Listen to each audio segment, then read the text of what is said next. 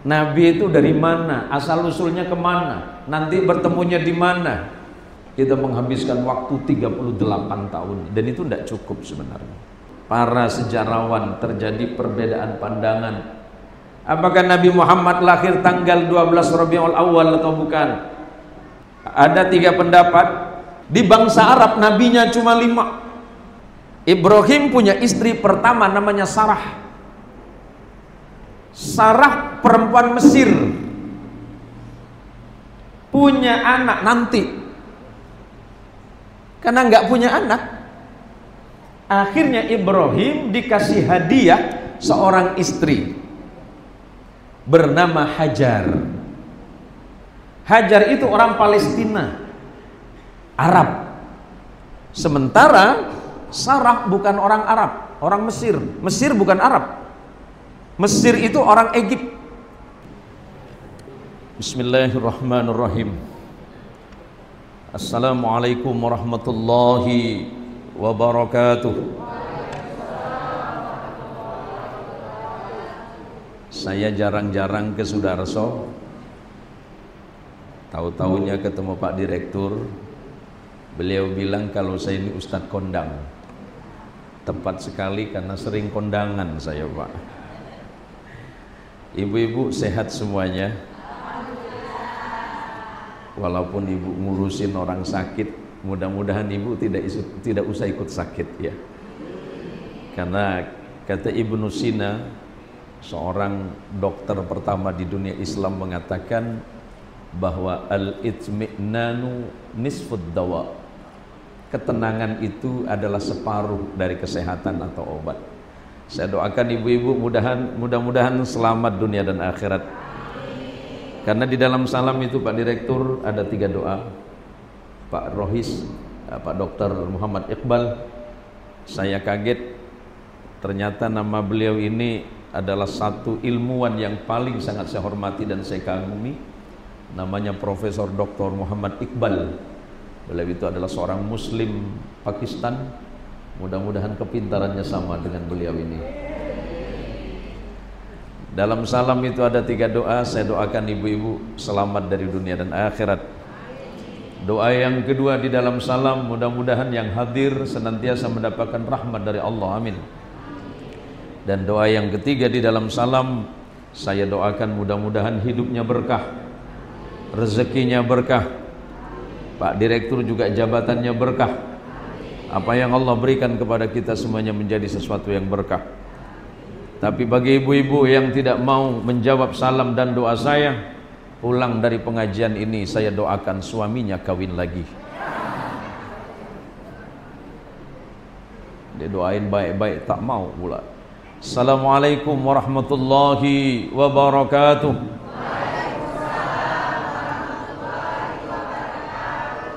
Alhamdulillahi wa kafa. Alhamdulillahi wassalatu wassalamu ala sayyidina al-Mustafa wa ala alihi min ahli as-sidqi wal wafa. Allahumma salli wa sallim wa barik ala sayyidina Muhammad wa ala ali sayyidina wa maulana Muhammad.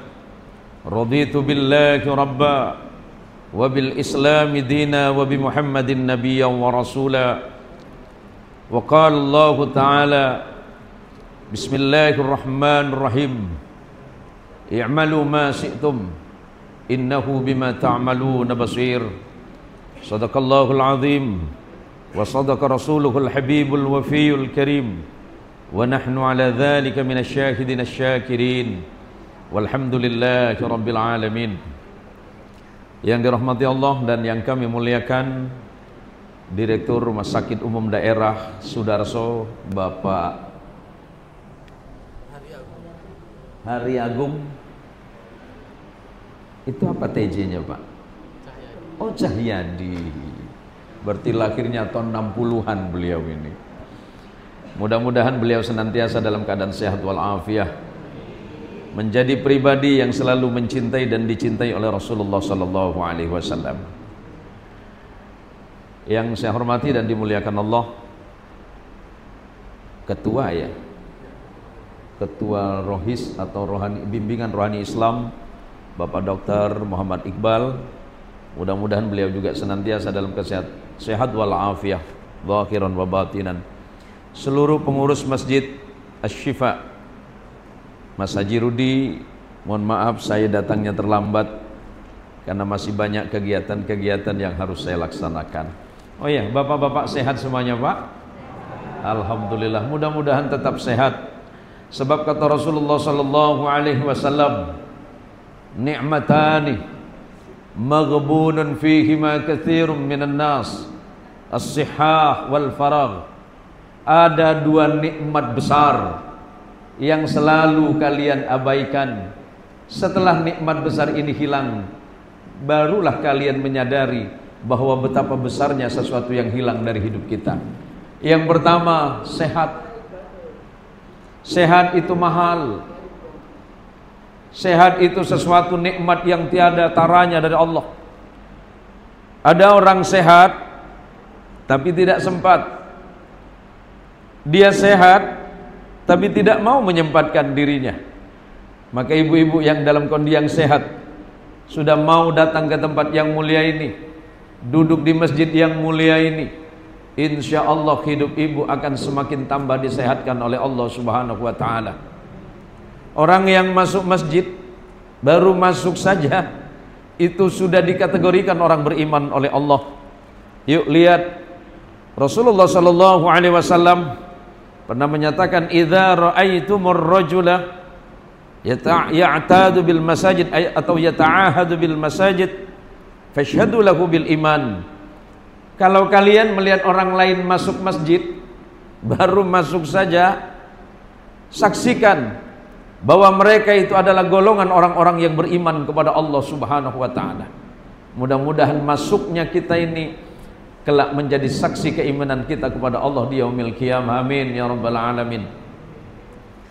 Buktinya banyak orang menghabiskan uang, menghabiskan harta hanya untuk membeli kata sehat. Maka mumpung kita masih sehat, jaga kesehatanmu sebelum datang sakitmu. Di luaran sana, bahkan saudara kita yang di dalam, yuk mari kita doakan mudah-mudahan diberikan kesehatan oleh Allah Subhanahu wa ta'ala. Diangkat penyakitnya, diangkat segala susah payahnya menghadapi ujian dari Allah. Dan yang paling penting, mudah-mudahan setelah sehat ibadahnya semakin lebih baik kepada Allah Subhanahu wa ta'ala.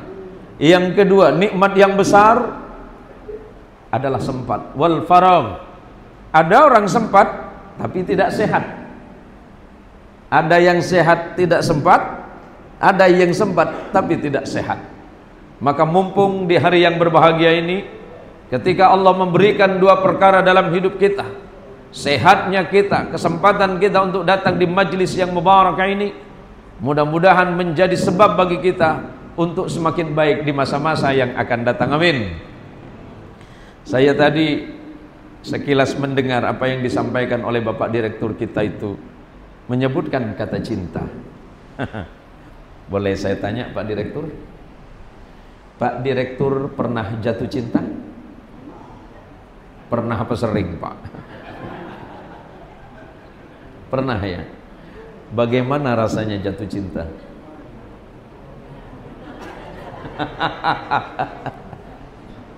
Yaudah, kalau Pak Direktur nggak bisa jawab, Pak Dokter Iqbal.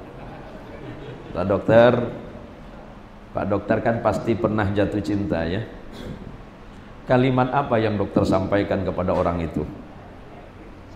Sayang. Alah, gayamu itu loh.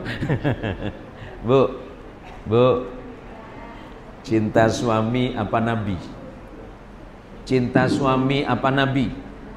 Lebih cinta nabi apa, lebih cinta kepada nabi apa kepada suami? Nabi. Dengerin Pak, dengerin, balas Pak. Pak, cinta nabi apa istri? Dengerin Bu. Pak Direktur, lebih cinta sama nabi atau lebih cinta sama istri? Harus lebih cinta sama nabi. Ternyata rumah tangga kalian semuanya bermasalah ini. Sudah tidak saling mencintai rupanya. Allahumma sholli ala Muhammad. Ngomong-ngomong Bang, saya ceramah sampai ke luar negeri biasanya dikasih air Bang.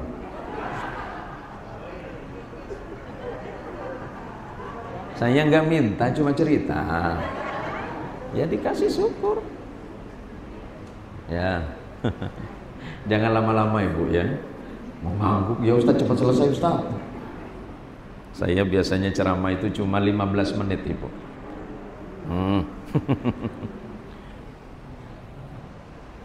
Ada nggak airnya Bang?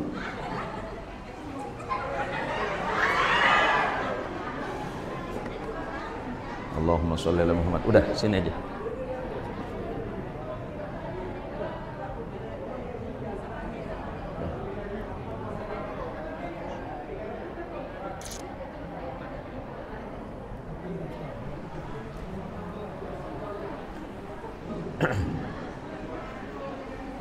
Allahumma sholli ala Muhammad. Allahumma sholli ala Sayyidina Muhammad. Kalau bicara cinta, semua orang pasti punya rasa cinta.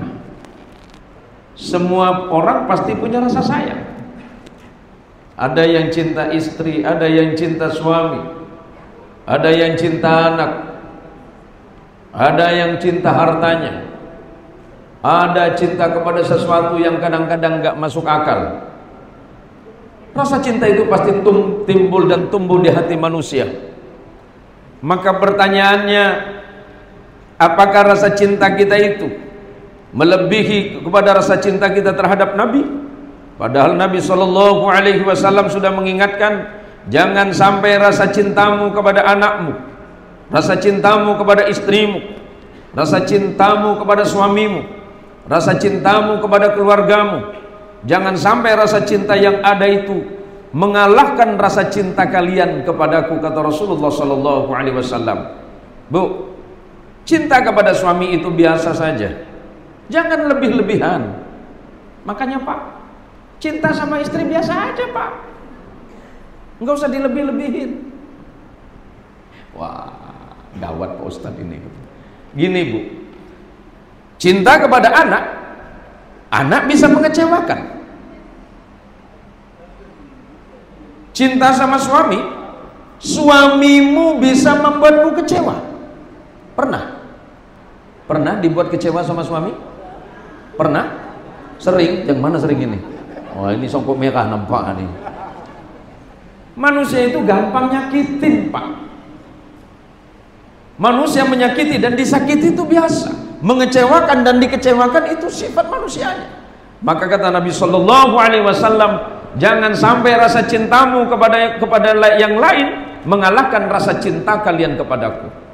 Maka di hari yang berbahagia ini, dalam suasana yang berbahagia ini, saya hanya mengingatkan, bukan mengajarkan.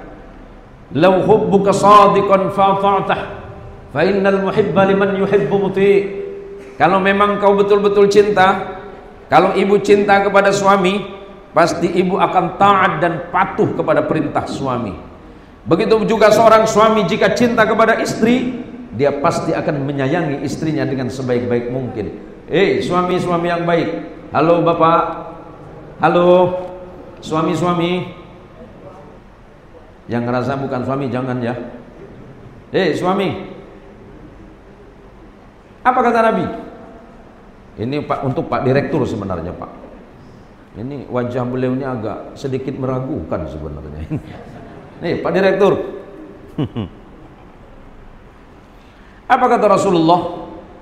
Khairukum wa khairukum, atau ada hadis yang mengatakan khairukum wa khiyarukum man ahsana li ahlikum. Laki-laki yang baik, suami yang baik itu adalah suami yang selalu memberikan kasih sayang terbaik kepada istri dan anak-anaknya. Paham? Pertanyaannya, Pak Direktur, kenapa dekat-dekat saya tadi? Pak Direktur, kalau Pak Direktur duduk di warung kopi tahan berapa jam? Jarang. Baik. Pak Dokter Iqbal nggak suka ngopi? Nggak pernah ngopi. Kalau ngobrol sama teman tahan berapa jam? 30 menit. Duduk sama istri tahan berapa menit? Jarang. Suami macam apa kau? Ini kan sederhana, Bu. Kehidupan yang paling rumit itu bukan di luaran, tapi kehidupan yang rumit itu di rumah. Sholat kita paling lama 10 menit. Puasa kita 1 bulan. Haji paling lama 40 hari. Umrah mah paling 12 hari paling lama. Tapi kehidupan rumah tanggamu adalah ibadahmu yang paling panjang. Istri, halo ibu, bu, pengen masuk surga? Yang bayar apa yang gratis? Hah? Emang ada pak? Emang ada Pak Iqbal? Ada yang gratis pak? Caranya gimana pak? Taat pada suami, itu dia. Dan itu paling nggak mungkin pak. Saya walaupun seperti ini sering baca artikel pak, sampai akhirnya saya baca satu artikel, ya Allah, kenapa perempuan itu rata-rata cerewet gitu? Iya, jangan nak bual, ini masjid. Kenapa perempuan itu cerewet? Saya baca satu artikel, rupanya di kepala perempuan itu per hari ada 20.000 kata yang berputar pak. Dan itu kalau tidak dikeluarkan sakit kepala dia. Maka korban pertamanya adalah terima kasih. Tapi kan itu ujian dari Allah. Allah bertanya kepada orang yang beriman nis yang ini, ahasiban nas ayyutraku ayyaqulu amanna wa hum la yuftanun. Ahasiban nas, apakah manusia itu mengira setelah mereka mengatakan amanna, aku beriman kepada Allah. Kalau Pak Direktur berkata aku beriman kepada Allah, aku cinta kepada Rasulullah. Kalau Pak Dokter Iqbal mengatakan aku beriman kepada Allah, para dokter dan tenaga medis mengatakan aku beriman kepada Allah, apakah itu cukup? Kata Allah, enggak. Setelah mereka mengatakan aku beriman kepada Allah, maka Allah pasti mengirimkan dia ujian. Rasul sallallahu alaihi wasallam mengingatkan, idza ahabballahu qauman ibtalahu. Kalau Allah sudah jatuh cinta kepada seseorang, Allah pasti mengirimkan dia ujian. Suami cinta kepada istri, Allah kirimkan ujiannya.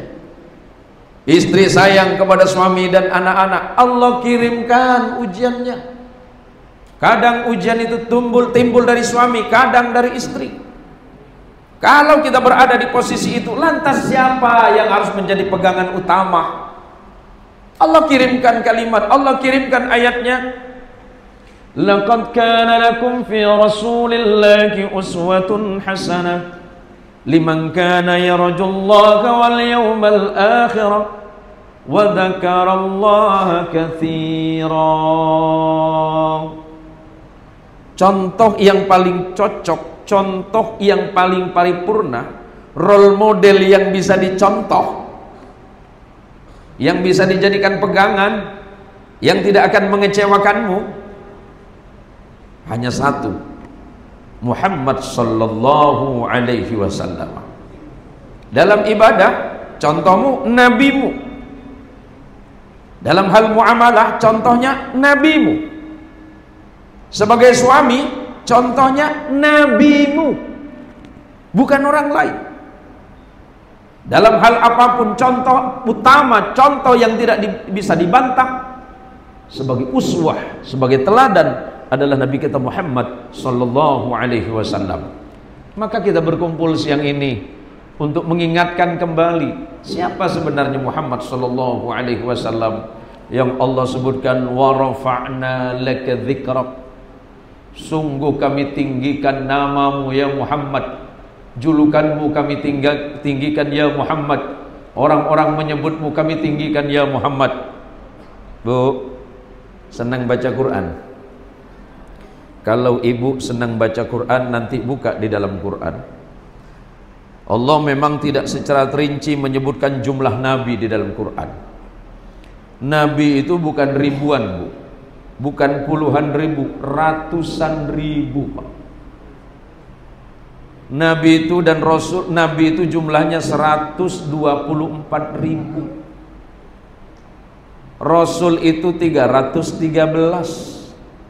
Yang wajib diimani 25. Yang menjadi ulul azmi itu 5. Yang berbangsa Arab itu, ini pelajaran penting karena saya penutur sejarah. Saya menyelesaikan pendidikan saya itu di negara orang itu mengambil spesifikasi sejarah, Pak. Saya mulai menekuni sejarah mulai tahun 87. 87 berarti hari ini saya memadukan kitab dan sumber-sumber resmi yang bisa dipertanggungjawabkan. 38 tahun saya belajar sejarah.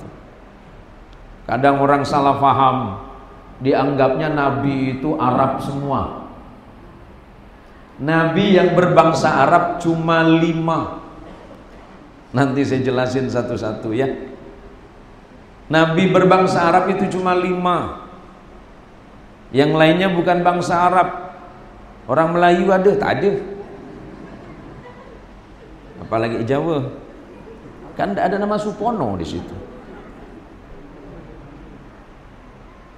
Nama Sulaiman kemarin dipelesetin namanya Mang Leman. Nggak ada itu. Nanti saya jelasin ya. Karena kewajiban saya sejarah-sejarah itu. Nabi itu dari mana? Asal usulnya kemana? Nanti bertemunya di mana? Kita menghabiskan waktu 38 tahun. Dan itu tidak cukup sebenarnya. Allahumma salli ala Muhammad. Allahumma salli ala Sayyidina Muhammad. Terjadi perbedaan pandangan di antara para mu'arrikh. Apa itu mu'arrikh? Para sejarawan. Terjadi perbedaan pandangan. Apakah Nabi Muhammad lahir tanggal 12 Rabiul Awal atau bukan? Ada 3 pendapat. Ada yang mengatakan Nabi itu lahir tanggal 8 Rabiul Awal.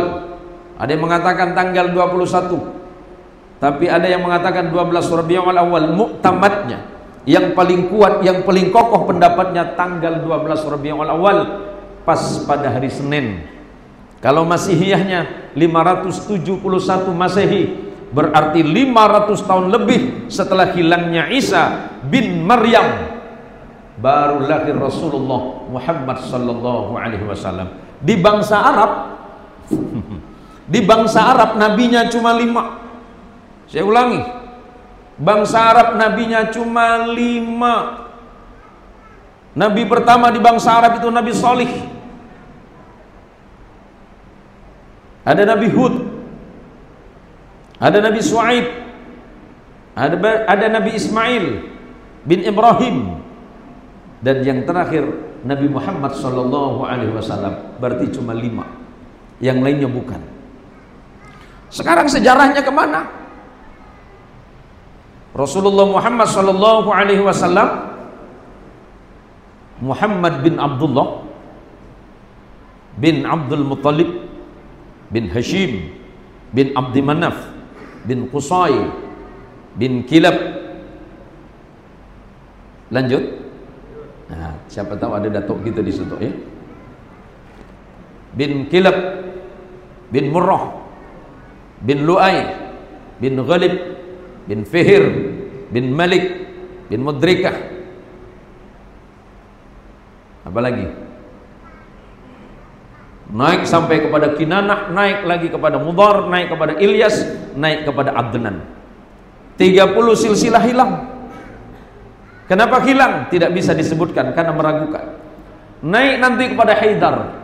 Haidar itu anaknya Ismail. Ismail alaihissalam bin Ibrahim.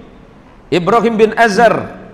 Azar bin Nahur bin Ra'u bin Falih bin Abir bin Nabi Salih.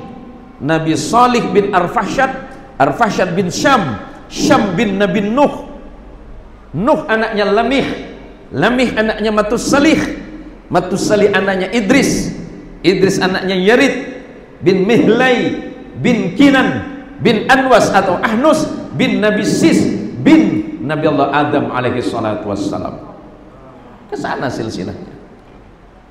Lantas siapa bangsa Arab itu? Saya jelasin pelan-pelan Bu ya, karena yang diminta tadi kan seperti itu. Nabi Adam itu anaknya tidak banyak.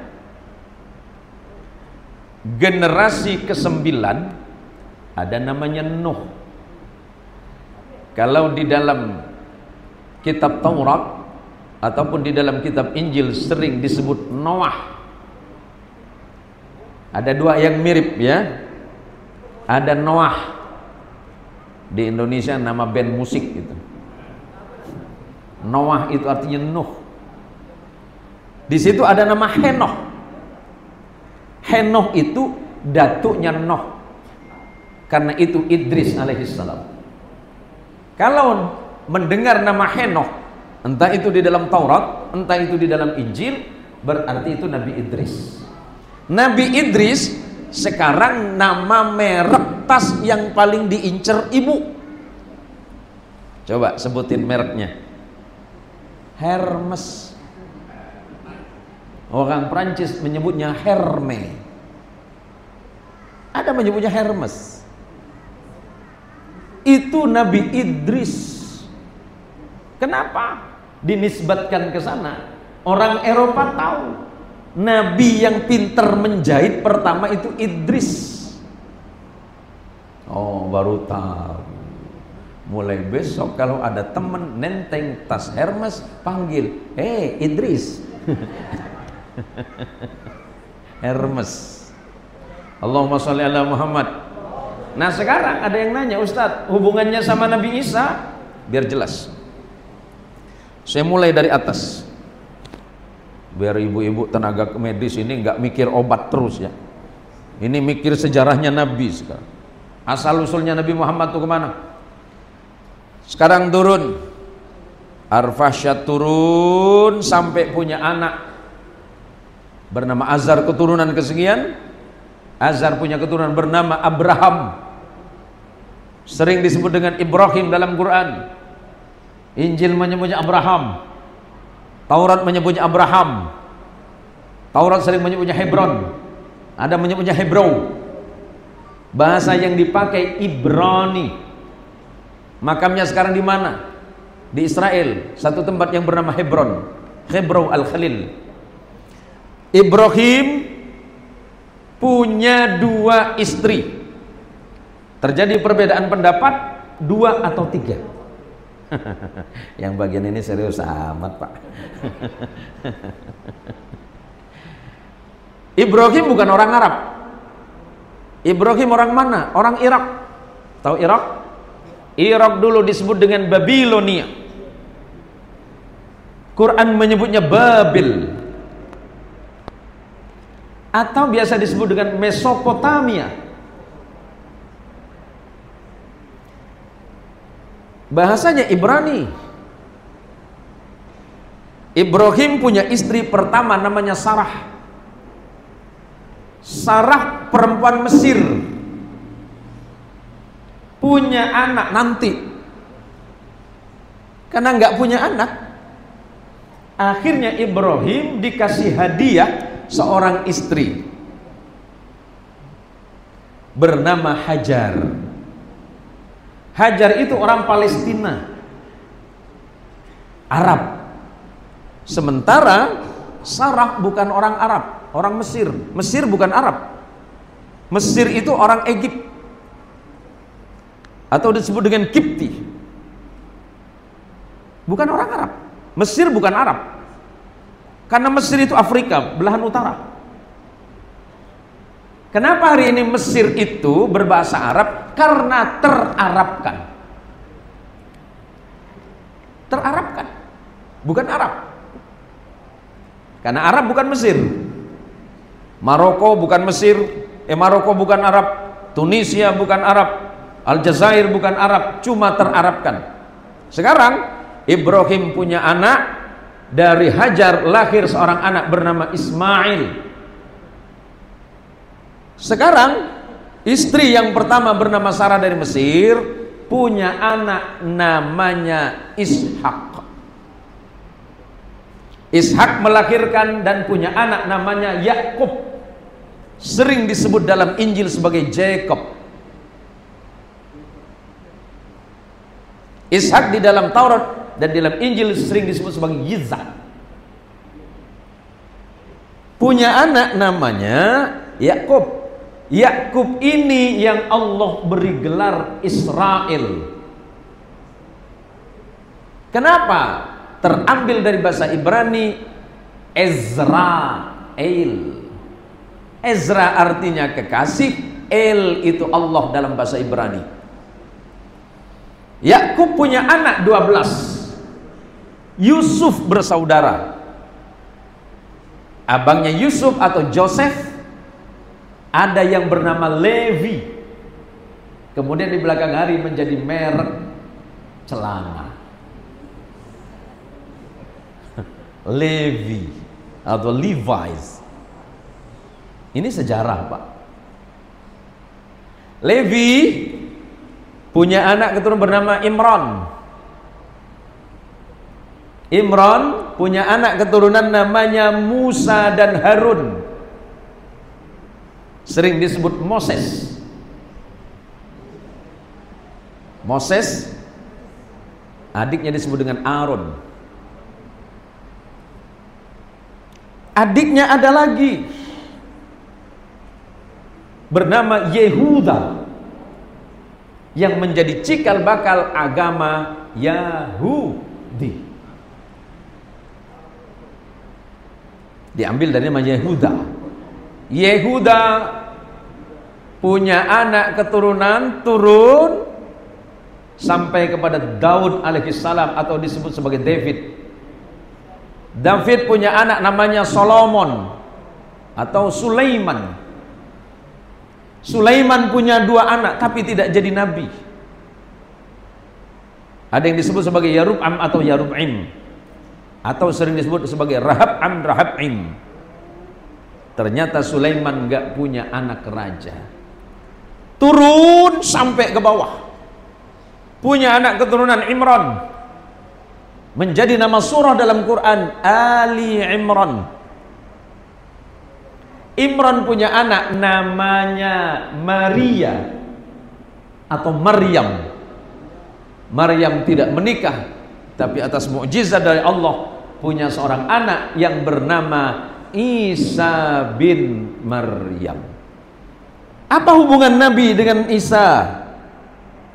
Satu datuk namanya Abraham atau Ibrahim, beda nenek. Neneknya Isa itu namanya Sarah dari Mesir, neneknya Rasulullah Muhammad SAW yang bernama Hajar, perempuan yang berasal dari Palestina. Artinya Rasulullah Muhammad terarabkan karena neneknya, bukan ayah, bukan datuk moyangnya. Sebab datuk moyangnya Ibrahim bukan Arab, berarti Ismail bukan Arab, tetapi Ismail terarabkan karena ibunya yang berasal dari Palestina. Menikah kemudian Ismail dengan perempuan dari Bani Jurhum, bangsa Arab yang berasal dari Yaman asalnya. Kemudian melahirkan keturunan yang bernama Haidar. Haidar punya keturunan terus kepada Datuk Muhammad sallallahu alaihi wasallam yang bernama Hashim. Hashim punya anak Abdul Muttalib. Abdul Muttalib punya anak Abdullah, dan Abdullah punya anak yang bernama Muhammad sallallahu alaihi wasallam. Faham Bu ya? Faham? Kalau sudah faham, wabillahi taufik wal hidayah. Jadi nggak lama-lama ini. Sekarang apa? Ada yang bertanya, Ustaz,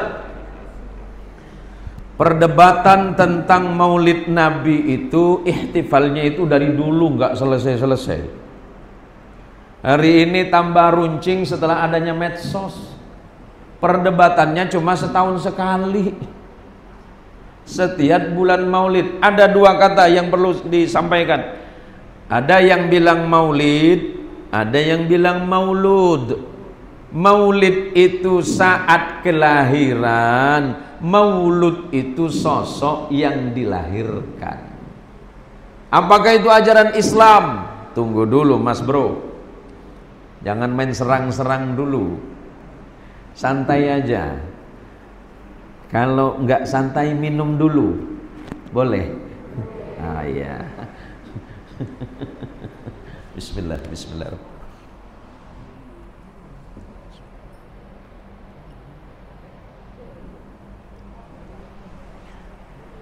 Allahumma sholli ala Muhammad. Biasanya berapa menit kalau di sini Pak ceramahnya Pak? Ya? Berapa? Setengah jam.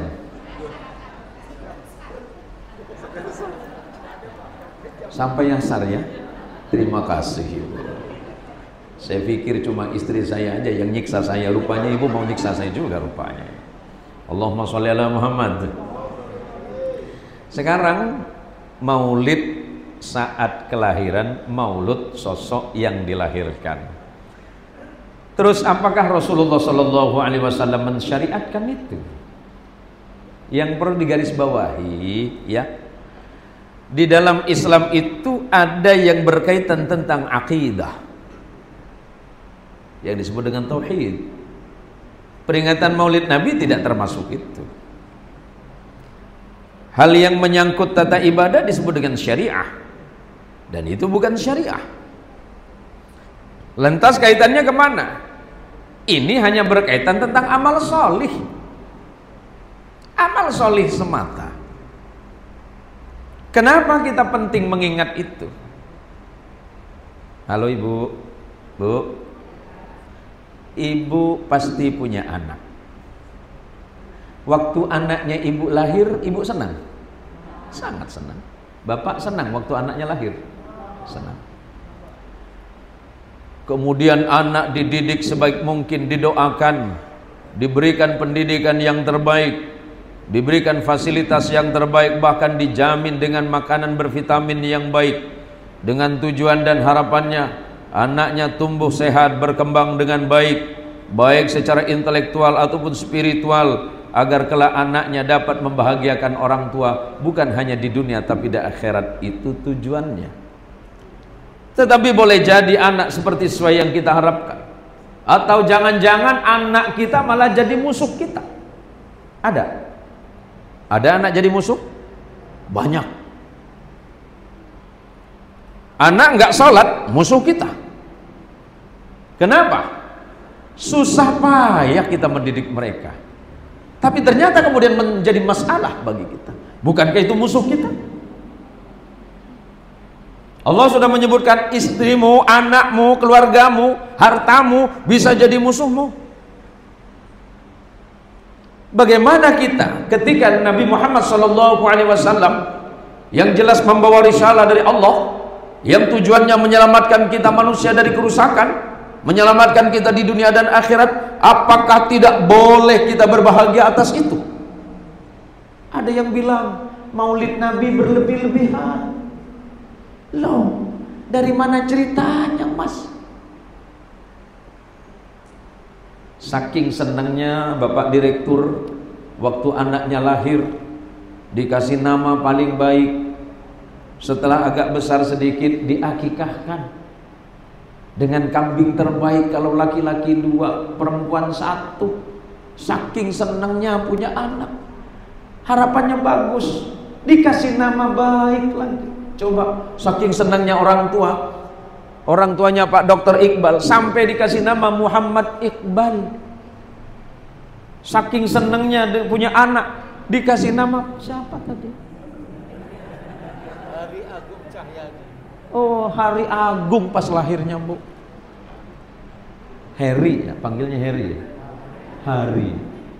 Saya pikir Harry itu Inggris Mas. Saking senangnya punya anak, anaknya jadi doa, kasih nama Agung, biar menjadi orang yang mulia. Bener. Mohon maaf, saya punya tetangga Tionghoa. Orang Tionghoa saja tahu bikin tempat usaha niatnya baik. Coba toko-toko di pasar maju sukses, sukses lestari, kan nggak ada nama tokonya itu maju mundur, maju terus kan? Ada? Nggak ada. Atau kasih nama usaha warung kopi muter-muter, nggak ada. Tujuannya baik. Maka ketika Rasulullah Muhammad SAW tujuan kakeknya baik, biar cucunya menjadi orang terpuji, dikasih nama Muhammad. Allah menyebutnya Ahmad. Nama Muhammad itu pemberian datuknya yang bernama Abdul Muttalib. Nama yang diberikan oleh Allah Ahmad. Ahmad artinya terpuji, sedangkan Muhammad berarti orang yang terpuji. Cuma kalau punya anak dikasih nama Ahmad atau Muhammad, panggilannya jangan Siamat.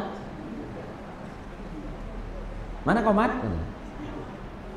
Panggil nama Muhammad, jangan panggil Siamat. Ismail udah bagus, kena awang bugis, panggil Wak Maeng. Abdullah namanya keren, hamba Allah. Berhubung orang Bugis panggil Bedu. Sah. Ini belakang. Siapa namanya? Rizal, Pak. Rizal. Bahasa apa itu Rizal? Bahasa Arab. Bukan bahasa Arab itu. Nggak ketemu saya ini. Ngarang nampaknya ini. Diarabkan. Kalau Rizal ya. Rizal itu lebih ke Parsi. Parsi itu bahasanya orang Iran di sana, ya. Pantesan wajahnya agak Iran-Iran sedikit ya. Allahumma sholli ala Muhammad. Pertanyaannya Rudi, bahasa apa coba? Artinya nopo? Nopo? Bintang. Mosok bahasa Jawa Rudi artinya bintang. Nyambung enggak ya? Allahumma sholli ala Muhammad. Nanti sekarang Maulid itu tujuannya apa? Nabi SAW pernah ditanya oleh seorang, ya Rasulullah, kenapa anda senang puasa Senin? Su'ilan Nabi SAW an shaumil itsnin. Ya Rasulullah, anda itu senang puasa Senin, tujuannya apa ya Rasul? Nabi menyebutkan, fihi wulidtu, aku lahir pada hari Senin, wa fihi alayya unzil, dan Al-Quran Allah turunkan kepadaku pada hari Senin. Makanya biasanya ibu-ibu senang puasa hari Senin, Kamis, karena sunnah Nabi. Kenapa sunnah? Sunnah itu dibagi 3. Ucapan Nabi disebut dengan qauliyah. Ucapan Nabi itu adalah sunnah qauliyah. Perbuatan Nabi disebut dengan sunnah fi'liyah. Ketetapan Nabi disebut dengan sunnah takrir atau takririyah. Maka dari sekian amalan sunnah yang kita lakukan, pertanyaannya apakah maulid Nabi itu sunnah? Bukan. Tapi isi di dalamnya adalah perkara sunnah.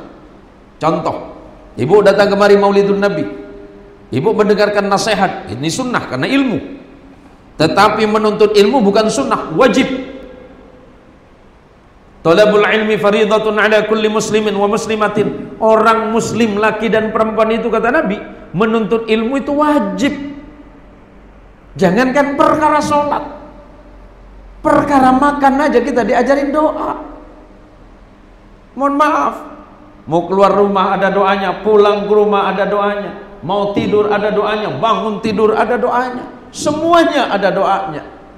Karena betapa indahnya ajaran Islam, maka yang diutus adalah Nabi yang terbaik, Rasul terbaik kepada umat terbaik, dan itu adalah umatnya Rasulullah Muhammad SAW. Kita ini adalah umat terbaik, Pak. Kecil-kecil badan kita ini, tapi bebannya luar biasa. Umatnya Nabi Musa itu tingginya 4 kali lipat dari kita.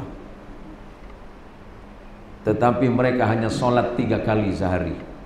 Kita kecil-kecil 5 kali itu.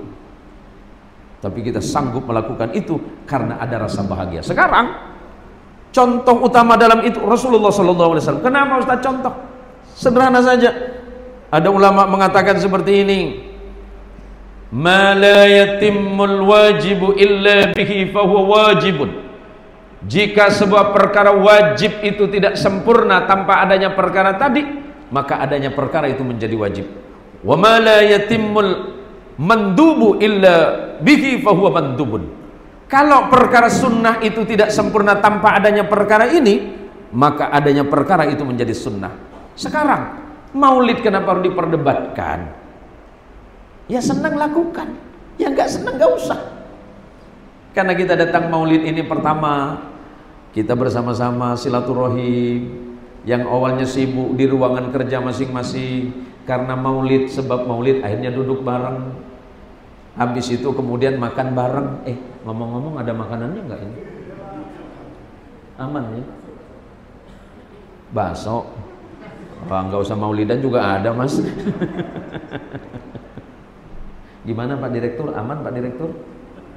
Makanya mulai besok Pak Direktur, maulid itu bisa dilakukan tidak perlu tiap tahun, tidak perlu tiap bulan, tidak perlu tiap minggu, tapi tiap hari. Caranya Pak Direktur, panggil karyawan ini. Saya sedang maulid. 100. Ini berapa ini? Berapa puluh yang datang ibu-ibu? Ada 30 orang? Cuma 3 juta aja Direktur. Maulid.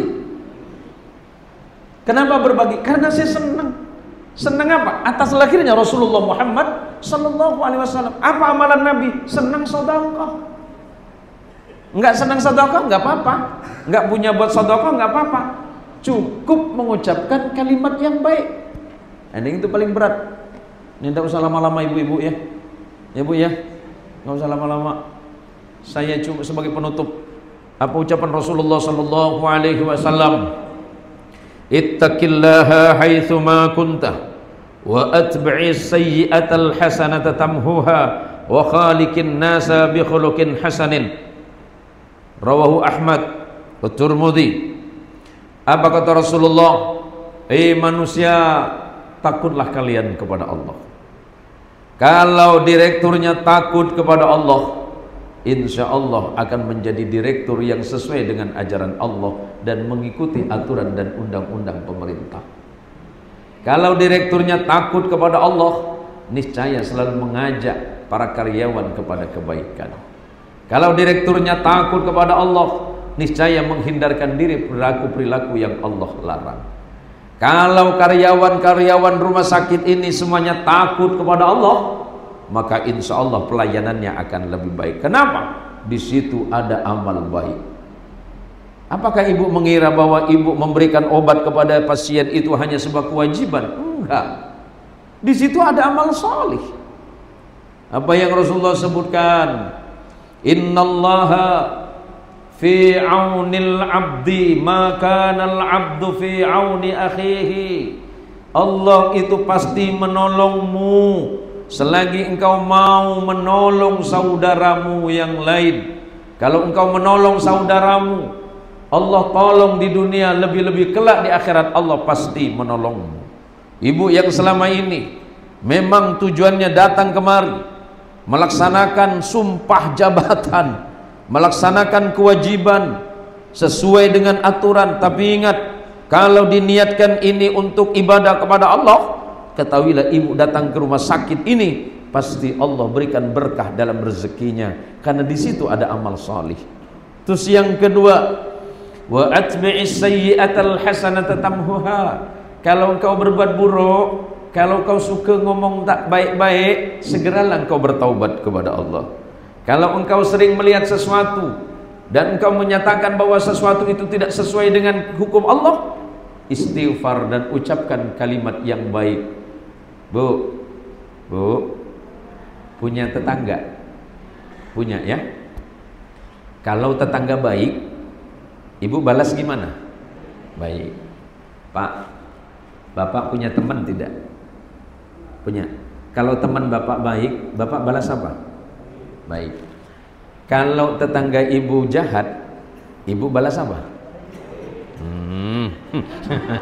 Yakin? Yakin? Para perokok, Para perokok yang suka hilang korek api.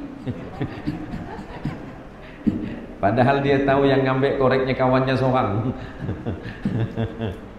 Apakah Bapak mau memaafkan teman Bapak yang nyakitin Bapak? Mau? Sekali. Kalau 2 kali? 3 kali? Nah. Bu, ada tetangga jahat dengan ibu. Ibu balas macam mana? Jahat. 1 kali, 2 kali, 3 kali, masih baik? Yakin? Contoh paling mudah aja lah mak. Kita ini kan banyak orang kota kan. Rumah kita di kota itu tanahnya sempit. Tanah kita sempit. Biasanya kita nanam pohon buah. Nah, ini kan beratnya di situ. Di saat pohon di rumah kita berbuah, tapi dahannya masuk ke pekarangan tetangga, itu punya siapa? Rela enggak? Tidak. Enggak mungkin, Pak. Itu sedekah paling mudah loh. Maka kata Rasulullah yang terakhir, wa khaliqin nas bi khuluqin hasan. Kalau engkau bergaul dengan orang lain, dengan sahabatmu, dengan tetanggamu, dengan orang yang ada di sekitarmu, bergaulah saja dengan pergaulan yang baik. Yang paling penting adalah ucapanmu, jaga lidahmu, sebab lidahmu dapat menyebabkan kau masuk surganya Allah. Salah sedikit, lidahmu membuat kita ini tergelincir kepada hal yang Allah tidak suka. Kalau Anda tidak suka terhadap satu perkara, cukup mengucapkan astagfirullahaladzim. Dan kalau memang Anda sanggup, nasihati mereka. Maka kesempatan yang berbahagia ini, terima kasih kepada Direktur Rumah Sakit Sudarso yang sudah mempertemukan saya dengan para jamaah sekalian dirahmati Allah. Mudah-mudahan pertemuan ini menjadi pertemuan yang mendatangkan ridho dari Allah Subhanahu wa Ta'ala, dan mudah-mudahan menjadi amal solih bagi kita semuanya, dan menjadi nilai-nilai kebaikan agar dalam kehidupan senantiasa menjadi kehidupan yang baik, kehidupan yang sehat, kehidupan yang Allah datangkan rahmat di dalamnya, dan Allah jauhkan musibah di dalam kehidupan kita. Nah, yang terakhir, bolehkah tidak bermaulid? Silahkan. Tetapi kalau Anda menolak maulid, itu masalah. Ihtifal atau peringatan boleh tidak dilakukan. Tetapi kalau menolak kelahiran Nabi, itu sangat bahaya. Ada orang menolak maulid, itu biasa. Tapi menolak kelahiran Nabi berarti bahaya. Yang tidak boleh ditolak adalah kelahiran Nabi. Kenapa? Lahirnya Rasulullah Muhammad sallallahu alaihi wasallam yang Allah sebutkan, "Maka Muhammadun aba ahadin min rijalikum walakin Rasulullah wa khataman nabiyyin."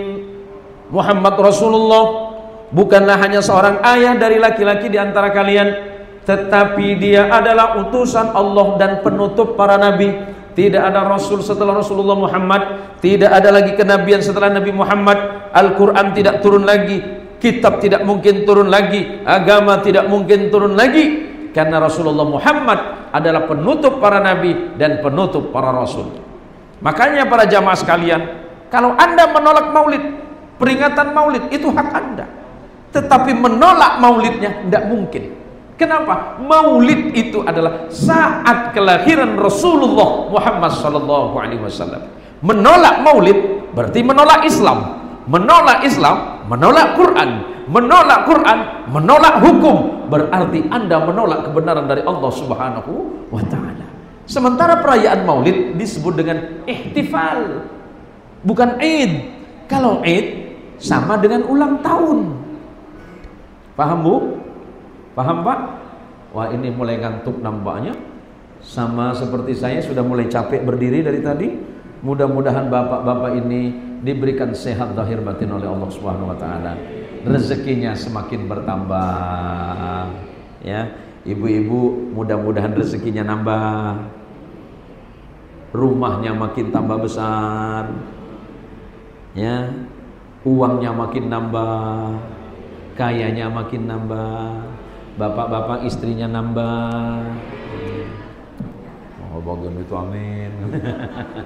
Saya gurau ya. Jangan dianggap yang bagian tadi. Saya cuma gurau saja.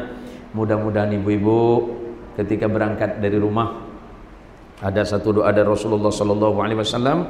Mudah-mudahan doa ini bisa ibu amalkan untuk anak-anak ibu. Ya. Ini doa maksur. Maksur itu langsung dari Nabi. Nabi pernah mendoakan sahabatnya yang bernama Abdullah bin Abbas. Nabi menyentuh kepalanya dan mengucapkan doa. Ini nanti boleh ibu baca untuk anak-anaknya. Ikuti bacaan saya. Ya, seperti itu. Bismillahirrahmanirrahim. Allahumma faqqihhu fid din wa 'allimhu ta'wil. Allahumma faqqihhu fid din wa 'allimhu ta'wil. Allahumma faqqihhu fid din wa 'allimhu ta'wil. Nanti pegang kepala anak ibu, entah dia lagi duduk ataupun tidur boleh. Tiupkan ke kepalanya ya. Itu biar anaknya Allah jadikan anak yang pintar dan solih. Ustadz, kalau untuk suami ada enggak? Ada. Apa masalahnya? Jarang balik? Boleh. Nanti ibu kalau suaminya jarang pulang gara-gara ngopi tak balik-balik, pegang kakinya. Serius Pak. Pegang kakinya, bacakan ayat kursi 41 kali. Diapain Ustaz? Ruqyah sekalian. Jadi saya punya tetangga itu sampai hari ini Pak Munizin non muslim Pak. Kanan kiri saya non muslim. Tapi yang membuat saya bahagia dengan mereka apa Pak? 10 tahun kami bertetangga, yang mereka lihat cuma satu, kebaikan Islam. Dulu Allah yarham Umi saya menolak.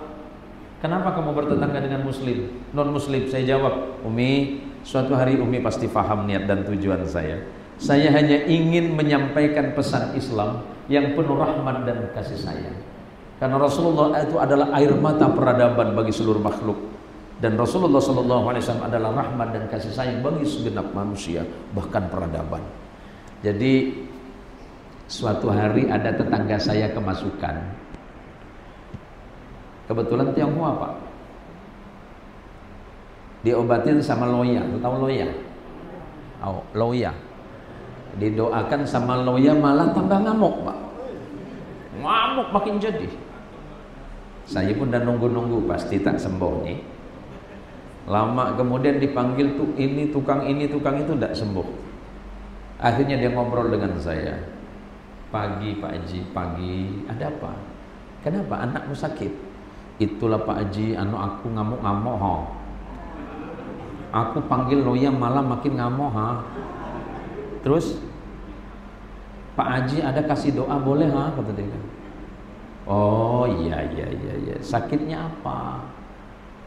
Dia punya ngamuk-ngamuk. 1 minggu tak bisa tidur kita punya ha. Oke. Saya datangin.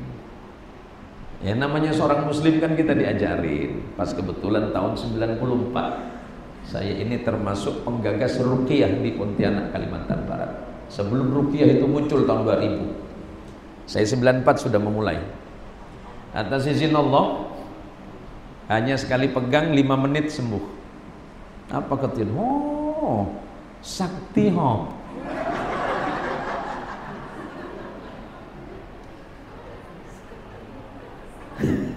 Terus dia nanya, yang namanya orang baik itu Pak punya potensi jahat kan? Iya kan? Bapak kan hari ini baik. Tapi hati-hati, potensi itu pasti datang. Ketika apa? Penawaran ada. Awalnya saya kan baik, niatnya cuma ngobatin, ditawarin. Pak Haji, ini bisa masuk lagi ndak? Insya Allah ndak. Ada garansinya nggak? Hah? Masa ngobatin setan ada garansinya? Dalam hati timbul pikiran nakal. Ini duit nih. Jadi kalau Pak Haji sebut aja berapa duit? pasti aku bayar. Yang penting anak aku tidak sakit-sakit lagi ya. Pikiran saya nakal. Oh ada kok, ada. Garansi setahun ada, 2 tahun ada, 5 tahun ada oh. Garansi seumur hidup ada oh. Berapa dia punya harga? Tergantung tahun.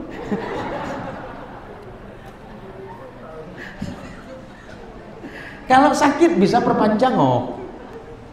Apa yang terjadi Pak? Dia tanya, Pak Haji sebut saja, saya ada uang kok. Saya ini kan gak enak. Udahlah tetangga bertahun-tahun, teman baik, tapi dia maksa-maksa. Tapi yang namanya dipaksa ya seneng juga kan. Saya sebut sekian ribu. Udah kok. Udah ini harga tetangga saja.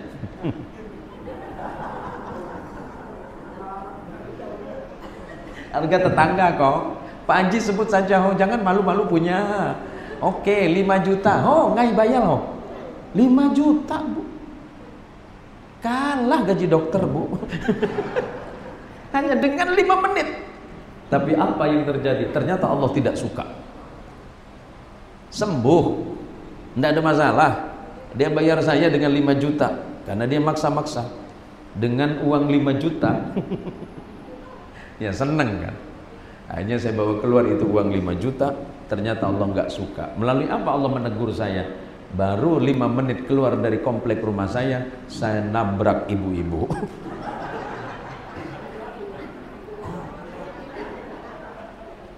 1.500.000 saya bawa ke rumah sakit. Sepeda motornya harus saya ganti 2.500.000. 4 juta tinggal 1 juta Dokter Iqbal. Setelah saya datang ke bengkel, ternyata sepeda motor saya rusak juga, harus diganti 500.000. Yang ada sisa 500.000 ngai tekorha. Allah cuma mengingatkan satu hal. Kalau memang itu rezekimu, ya Allah nggak akan menahan. Tapi kalau memang bukan hakmu, mau seperti apapun kamu keras mengusahakan, ingat. Kamu berangkat ke satu tempat, kamu tidak tahu di mana rezekimu. Tapi rezekimu pasti tahu di mana rumahmu. Pelajaran sederhana. Kalau memang bukan hak saya, nggak mungkin bisa saya pegang. Walaupun saya kuat dan sekuat tenaga saya pertahankan. Tapi kemudian yang saya ingat adalah ketika kita ridho terhadap keputusan dan ketetapan Allah, pasti itu yang terbaik. Jadi teman-teman datang kemari, ini hadiah dari Allah. Enggak semuanya Allah memperkenankan orang untuk kerja di sini. Maka ketika Anda diperkenankan oleh Allah mengabdi dan berbakti di masyarakat, di rumah sakit ini, jadikan itu sebagai sebab kebaikan di antara kita. Maka insya Allah Allah akan menjamin rezeki Anda semuanya. Kalau Anda bertawakal kepada Allah, kan berangkat dari rumah nih. Makanya belajar itu penting, Pak. Makanya kalau kenapa dulu guru saya menitipkan satu hal, kalau belajar itu ya harus sungguh-sungguh. Ya namanya dokter mata, kalau nggak sungguh-sungguh kan bahaya, Pak. Nanti jadi dokter mata tanggung. Kalau ada orang sakit mata yang disuntik malah matanya nanti. Kan sakit semua orang. Harus sesuai dengan ilmunya. Maka karena saya diundang hari ini, diminta untuk menyampaikan hikmah Maulidur Rasul Muhammad SAW sesuai dengan disiplin ilmu yang saya pahami. Tapi walaupun begitu, mudah-mudahan ini manfaat bagi kita semuanya. Saya doakan ibu-ibu sehat zahir dan batin, dan marilah kita ikhlas di dalam berbuat. Mudah-mudahan apa yang kita perbuat ini menjadi salah satu sebab dan wasilah datangnya rahmat dan ampunan dari Allah Subhanahu wa taala. Mudah-mudahan keluarganya menjadi keluarga yang bahagia, sakinah, mawaddah, warahmah, anaknya menjadi anak salih dan salihah. Kepada Bapak Direktur, terima kasih untuk waktunya. Terus kemudian kepada Bapak Dr. Iqbal, para tenaga medis dan tenaga kesehatan, terima kasih untuk pertemuan hari ini. Mudah-mudahan pertemuan ini menjadi saksi kita di hadapan Allah Subhanahu wa taala. Kalau ibu-ibu masuk surga duluan dan tidak menemukan Pak Iqbal, tanya. Ibu misalnya masuk surga duluan. Makanya Pak, mari kita doakan mudah-mudahan ibu-ibu ini masuk surga duluan. Amin.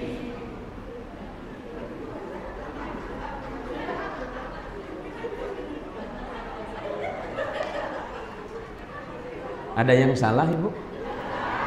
Nggak ada yang salah kan? Iya. Saya doakan masuk surga duluan. Kami suami-suami cukup di belakang saja. Pandai kami nyosol Bapak Ibu. Ya, Ibu pandai kami nyosol di belakang. Nanti kalau Ibu tak ketemu dengan Pak Direktur, tanya dengan Allah. Illam tajiduni fil jannah. Kalau saya tidak ditemukan di surga, tanya kan malaikat. Malaikat, ada ketemu Ustaz Zain enggak? Yang mana ya? Ada, kami dulu pengajian. Di mana? Sudarso. Suka nyampaikan maulid. Oh, yang biasa di YouTube ke? Biasa di TikTok ke? Biasa di itu dia. Tak masuk, Bu, kata dia. Apalah tak masuk, banyak razia. Di akhirat sama punya razia, Bu. Biar kita aman dari razia, perbanyaklah kita beristighfar dan perbanyaklah membaca salawat kepada Rasulullah Muhammad sallallahu alaihi wasallam sebagai bukti rasa cinta kita kepada Allah dan rasa mahabbah kita kepada Rasulullah sallallahu alaihi wasallam. Kebenaran pasti datangnya dari Allah, sementara kesalahan murni karena saya yang awam. Terima kasih Mas Rudi Hartono. Kenapa? Ibunda dari Bapak Rudi Hartono yang wafat tadi pagi. Oh, subhanallah. Tapi Rudi yang satu lagi perawat. Oh, Rudi yang nama. satu. Oh, namanya sama. Telah wafat ibunda dari Mas Rudi Hartono, tapi bukan yang ini ya. Yang satu lagi ya. Perawat RS Sudarso, almarhumah Ibunda Sumiati binti Arsyad. Kita hadiahkan doa dan fatihah untuk beliau. Semoga wafatnya beliau dapat menebus kesalahan dan dosa-dosa. Kemudian Allah angkat derajatnya, Allah ampunkan dosanya, Allah kumpulkan bersama kekasihnya Rasulullah sallallahu alaihi wasallam. Ala hadhihi niyyah wa likulli niyatin salih bi jahin nabil Mustafa. Al-Fatihah. A'udzu billahi minasyaitonir rajim. Bismillahirrahmanirrahim. Alhamdulillahirabbil alamin. Ar-Rahmanir Rahim. Maliki yaumiddin. Iyyaka na'budu wa iyyaka nasta'in. Ihdinas siratal mustaqim. Shiratal ladzina an'amta 'alaihim ghairil maghdubi 'alaihim waladdallin. Amin. A'udzu billahi minasyaitonir rajim. Bismillahirrahmanirrahim. Alhamdulillahirabbil alamin. Wassalatu wassalamu ala asrafil anbiya'i wal mursalin sayyidina wa maulana habibina Muhammadin wa alihi wa ashabi ajma'in. Allahumma birahmatikal wasi'ah wa bi ni'matikal 'azimah wa bi alaikal jasimah. Ya Rabbana ya Rahim ya Ghafur ighfir lana dhunubana wa kaffir 'anna min jami'i sayyiati a'malina. Rabbana ighfir lana dhunubana wa liwalidina warhamhum kama rabbawna shighara. Allahumma ighfir li jami'il muslimin wal muslimat wal mu'minin wal mu'minat al-ahya'i minhum wal amwat. Ilahana dhunubana ilaika sa'ida wa rahmatuka bina nazilah ya rabbal arbab wa ya malikal muluk. Allahumma rabbana zalamna anfusana wa illam taghfir lana wa tarhamna lanakunanna minal khasirin fansurna